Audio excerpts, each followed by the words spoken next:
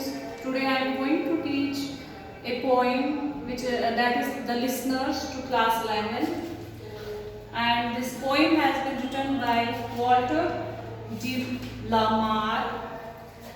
He was born in 1873 and died in 1956. Walter de la Mare had started a literary career at the age of 22, and he continued to publish till the end of his life. The Listeners was published in 1912 and was ranked as the second most popular poem in English after Rudyard Kipling's If. Now, in this poem, The Listeners is actually a narrative poem of 36 lines. In this poem, the poet has narrated an incident which contains a strange. This poem contains a strange incident. There is a haunted house in the forest, and there only the ghost lives where the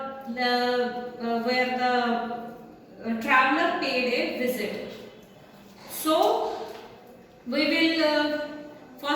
will find the rhyme scheme of the poem, which is A, B, C, B. This traveler doesn't rhyme with any other word, so this is A. Door rhymes with floor, so this is B, B, and grasses doesn't rhyme with any other word. So the rhyme scheme is A, B, C, B.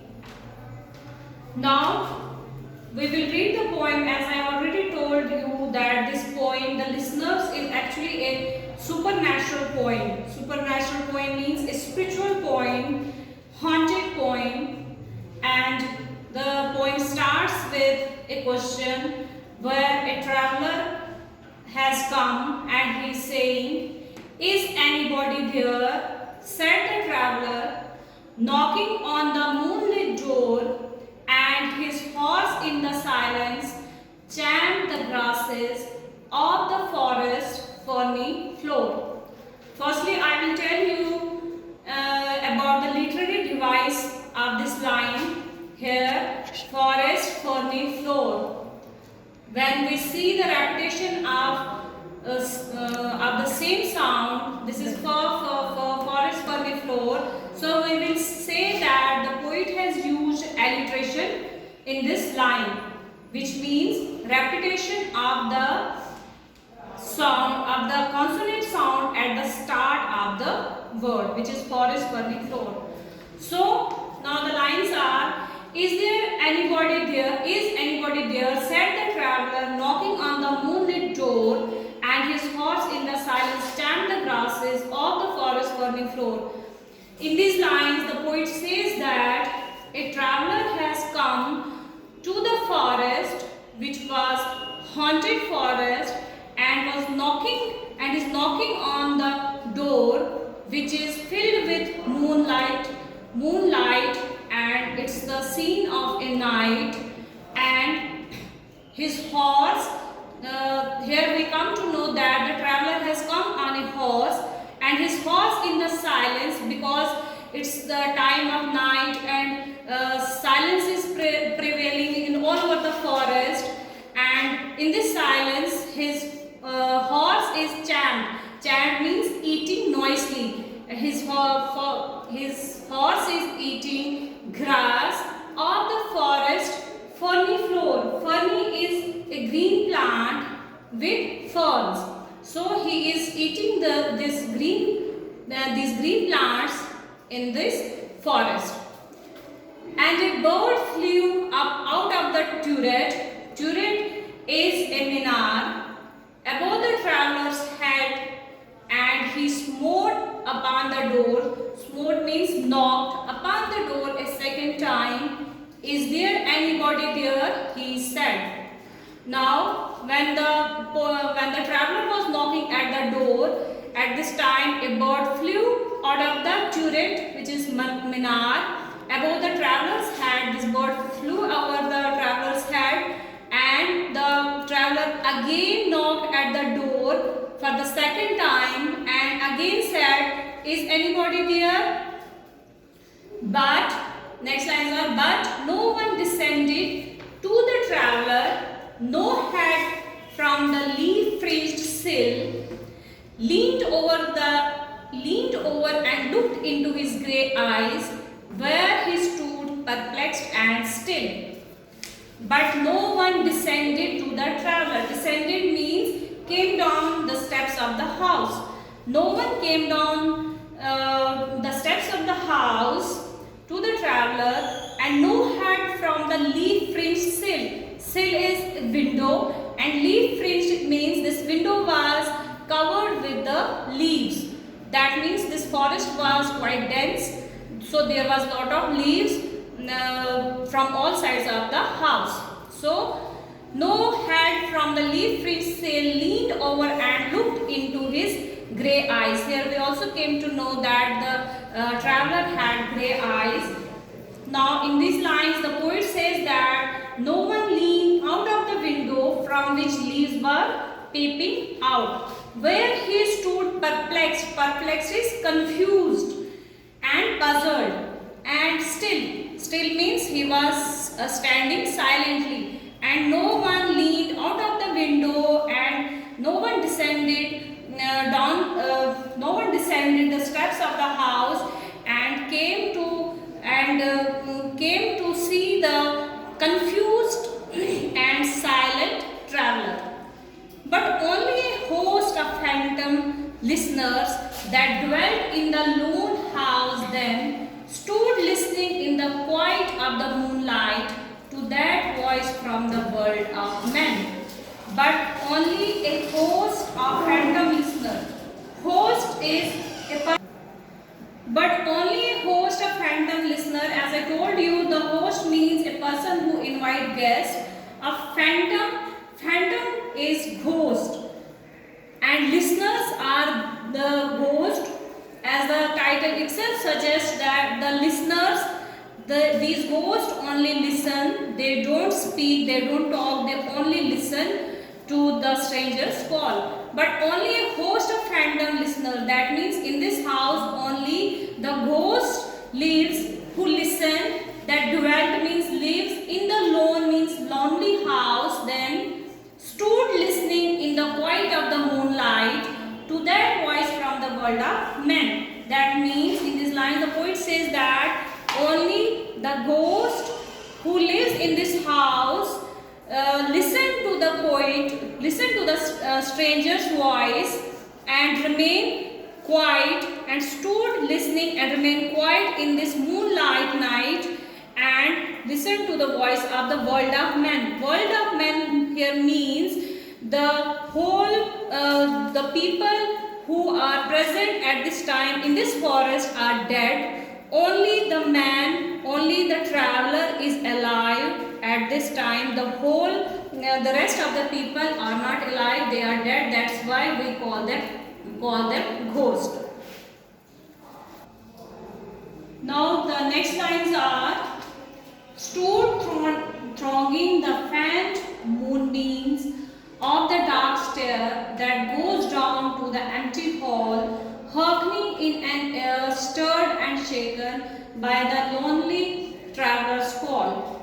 In these lines, as I already told you, the previous lines, the poet was standing puzzled and confused, but no man came out of the house and didn't listen or answer to the call of the stranger.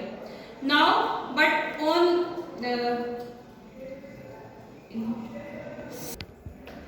so stood thronging the faint moonbeams of the dark stair. Thronging means crowding, and the faint moonbeams are the rays of the moon, and we here came to know that the ghost was standing there. They were standing and on the dark stairs. They were standing on the stairs of this house that goes down to the empty hall, and these stairs goes down to the empty hall of the house. Hearkening means listening in an air stirred and shaken. Stirred means disturbed, and shaken means upset.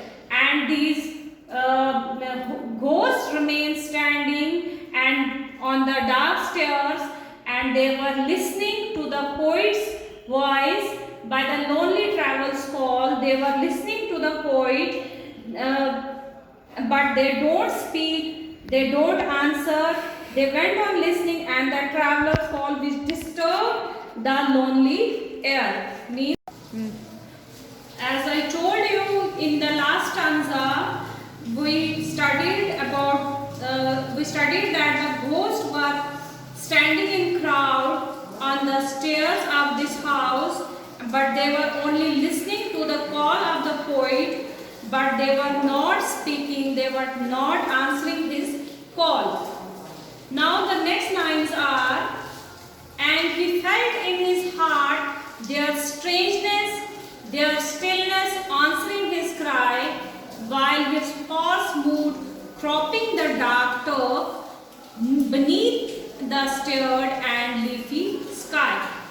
In these lines, the poet says that, and he felt in his heart their strangeness, means the stranger here can feel the presence of the ghost inside the house, though they don't say, they don't speak, they don't say anything, but still the stranger can feel their presence in the house. Their stillness answering his cry means they were answering through their silence. He could feel their answer through their silence, while his horse moved. As I already told that this is the scene of a forest which was full of silence. The silence was prevailing all over the forest. So in this silence, his horse, the stranger's horse, moved and was cropping, means eating. The dark turf means grass, and his eating and his moving is only producing the sound, otherwise there is a complete silence. Beneath the starred and leafy sky. Beneath the starred means the sky was full of stars, and leafy sky means full of leaves. It means the forest was quite dense and the leaves of the trees were spread under the sky. Now the next lines are, for he suddenly smote the door even louder and lifted his head. Tell them I came, and no one answered, that I kept my word, he said. For he means the traveler. Suddenly smote means knock. He suddenly again knocked at the door of this haunted house even louder. This time he knocked the door even louder and lifted his head. And he lifted his head upwards towards the sky or towards the window which was on the first floor of the house, and said, tell them. Them here is the unknown person who were the ghost. He said, tell them I came, and no one answered. He said that I came there, but no one answered, that I kept my word. Word means promise. And he said that he kept his promise. Maybe he had promised someone to come and meet, and now he is saying that he has come and has kept his promise, but no one has answered his call. So, never the least stir made the listeners, though every word he spake fell echoing through the shadowiness of the still house from the one man left awake. Now, in these lines, the poet says that never the least stir. Stir is movement. The listeners, though every word he spake means speak. In this line, the poet says that not even a single movement was done by the ghost, though every word he spake fell echoing through the shadowiness of the still house. Still means silent. Means in this line, the poet says that all the words that the traveler spoke filled the dark, silent house, and and came back echoing in this house. The last lines are from the one man left awake, means these voices came back echoing from the man. One man left awake because the only man who was alive, who was awake, was the stranger, as I already told you. The rest of the people were dead. They were only ghosts. They were not alive. Now, they heard his foot upon the stirrup. Stirrup is rakab of the horse, and the sound of iron on stone, and how the silence surged softly backward when the plunging hoofs were gone. A means yes, they heard his foot upon the stirrup. They means ghost heard the stranger foot upon the stirrup. Rakab, the ghost, here the traveler, they heard that the traveler jumped up onto his horse, and the sound of the horse shoe on the stone path as the traveler rides away. And how the silence surged, means how the silence flowed softly backward when the plunging is fast moving with force. Hoofs were gone, and hoofs is hard part of the foot of the horses. And after that, the silence of the forest prevails again as the sound of the horses' forceful riding fades away. Now the stranger has gone away, and the silence which was already in the forest before the coming of this stranger, it again prevailed in the forest, and everything remains in the silence after the stranger has gone. So that's all about this point.